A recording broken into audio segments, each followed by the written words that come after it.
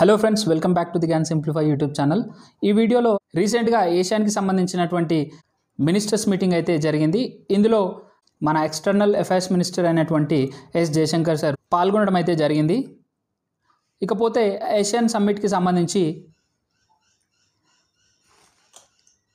ఈ సమ్మిట్కి సంబంధించిన విజిట్ అనేది లాఓస్లో external affairs minister S Jaishankar sir చేరుకోవడం అయితే జరిగింది. ఈ మీటింగ్ అనేది 25 నుండి 27 జూలై 2024 వరకు కండక్ట్ చేశారు. ఈ మీటింగ్లో వియత్నాంకి సంబంధించి డెప్యూటీ ప్రైమ్ మినిస్టర్ అదేవిధంగా ఫారెన్ మినిస్టర్ ఇద్దరు కలిసి ఈ మీటింగ్లో పాల్గొనడం అయితే జరిగింది. ఏషియాన్లో ఇండియా అయితే భాగం కాదు, అయినా కూడా ఇది ఏషియాన్తో బైలేటరల్ మీటింగ్స్ అయితే చేస్తుంది. ఫర్ ఎగ్జాంపుల్ ఇక్కడ చూసినట్టయితే ఫారెన్ మినిస్టర్స్ మీటింగ్లో ఏషియన్ ఇండియా అదేవిధంగా east Asia summit and Asian region forum అంటూ ఈ డిఫరెంట్ ఫ్రేమ్వర్క్స్ ద్వారా ఈ సమ్మిట్లలో అయితే పాల్గొనడం జరుగుతుంది. External affairs minister Jaishankar sir and అదేవిధంగా వియత్నాంకి సంబంధించినటువంటి డెప్యూటీ ప్రైమ్ మినిస్టర్ అదేవిధంగా ఫారెన్ మినిస్టర్.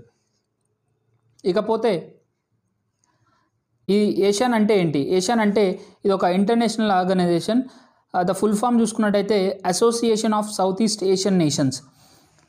ఈ సౌత్ ఈస్ట్లో ఉన్నటువంటి అన్ని నేషన్ల యొక్క అసోసియేషన్నే ఏషియాన్ అని చెప్పేసి చెప్పుకోబడుతుంది.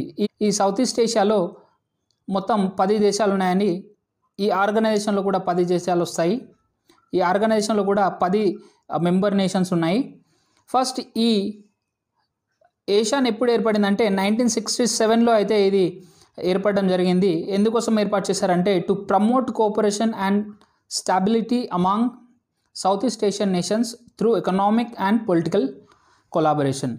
ఈ ఏషియన్ నేషన్ల మధ్య ఉన్నటువంటి సత్సంబంధాలను బలపరచడానికి అదేవిధంగా ఎకానమీని స్ట్రెంథన్ చేయడానికి ఈ ఆర్గనైజేషన్ అనేది తోడ్పడుతుంది. ఈ ఆర్గనైజేషన్లో ముఖ్యంగా చూసుకున్నట్టయితే Myanmar, Laos, Vietnam, Philippines, Thailand, Cambodia, Malaysia, Brunei, Singapore ఈ 10 దేశాలు అనేటివి ఈ ఆర్గనైజేషన్లో భాగం. ఈ మీటింగ్లో external affairs minister S Jaishankar sir ఒక ఫస్ట్ పోస్టేజ్ స్టాంప్ అయితే రిలీజ్ చేయడం జరిగింది. ఈ పోస్టేజ్ స్టాంప్ అనేది రామ్లల్లాకి సంబంధించి, రామునికి సంబంధించి అంకితం చేస్తూ ఒక స్టాంప్ ప్యాడ్ అయితే రిలీజ్ చేయడం జరిగింది.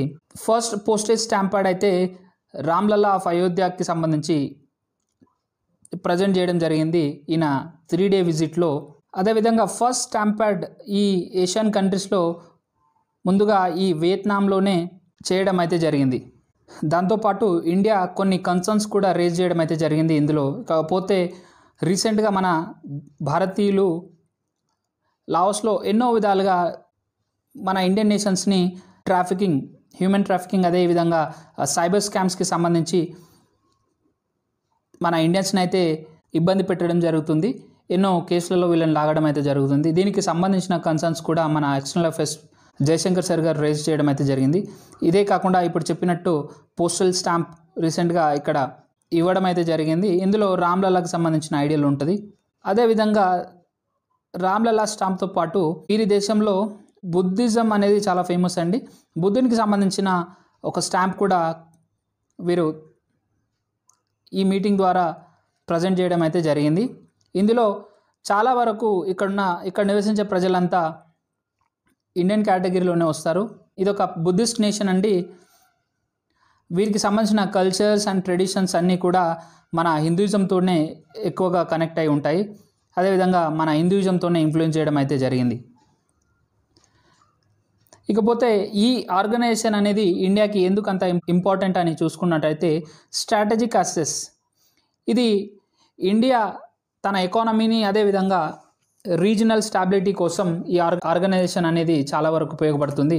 ఇందులో ముఖ్యంగా స్ట్రాటజిక్ యాక్సెస్, ఈ ఆర్గనైజేషన్లో ఉన్నటువంటి మ్యారిటైమ్ రూట్స్ అనేవి చాలా కీలకమైనవి అనేది. ఫర్ ఎగ్జాంపుల్ మలక్కా స్ట్రైట్ అనేది దేశంలో జరుగుతున్న అతిపెద్ద ట్రేడింగ్ రూట్లలో ఒక రూటు. అదేవిధంగా ఎకనామిక్ పార్ట్నర్స్ అండి, అతి దగ్గరగా ఉన్నటువంటి దేశాలలో మనం ట్రేడ్ అయితే చేసుకోవడం జరుగుతుంది. అదేవిధంగా హైయెస్ట్ ఇన్వెస్ట్మెంట్ ఇన్ఫ్లోస్కి ఇట్లా మన ఇండియాలో చూసుకోవచ్చు. ఫర్ ఎగ్జాంపుల్ రీసెంట్గా వియత్నాం బ్రహ్మోస్ మిజైల్ని అయితే పర్చేస్ చేయడం జరిగింది. అదేవిధంగా మరెన్నో దేశాలు కూడా బ్రహ్మోస్ని పర్చేస్ చేయాలని చూస్తున్నాయి టు కౌంటర్ చైనా. అండ్ ఇకపోతే యాక్ట్ ఈస్ట్ పాలసీ అనేది ఇండియాది ఫస్ట్ మనం లుక్ ఈస్ట్ పాలసీ అంటూ చూసాం, ఓన్లీ చూసి వదిలేసే వాళ్ళం. ఇప్పుడు యాక్ట్ అనేది చేస్తున్నాం టువర్డ్స్ ఏషియన్ నేషన్స్.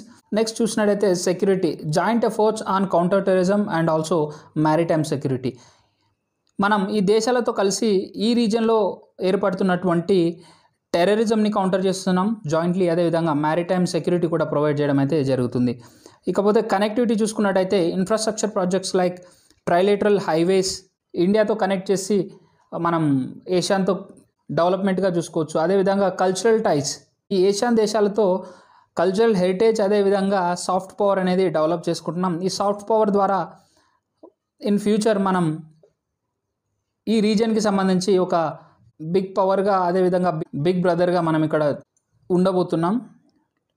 అదేవిధంగా రీజనల్ ఇన్ఫ్లుయెన్స్ చూసుకున్నట్టయితే బిమ్స్టెక్ అదేవిధంగా సార్క్ అనే ఆర్గనైజేషన్స్ ఉన్నాయి. బట్ అవి యాక్టివ్గా లేనందువల్ల మన ఇండియా అనేది రీజనల్ స్టాబిలిటీ కోసం ఈ యాక్ట్ ఈస్ట్ అదేవిధంగా ఈస్ట్ ఏషియా సమ్మిట్ని కండక్ట్ చేయడం ద్వారా ఇండియా యొక్క ఇన్ఫ్లుయెన్స్ అనేది ఈ దేశాల మీద ఎక్కువ ఉండి ఫర్దర్ ఇండియాస్ డెవలప్మెంట్లో ఈ దేశాలు అయితే ఉపయోగపడతాయని తెలుసుకోవచ్చు. ఫ్రెండ్స్, ఈ వీడియో మీకు ఇన్ఫర్మేటివ్గా అనిపిస్తే please do subscribe and hit the bell icon button. Please share with your friends. So మీకు ఈ వీడియోకి సంబంధించి ఏమైనా కామెంట్స్ చెప్పాలనుకుంటే ప్లీజ్ కామెంట్ బాక్స్లో తెలియజేయండి. Thank you.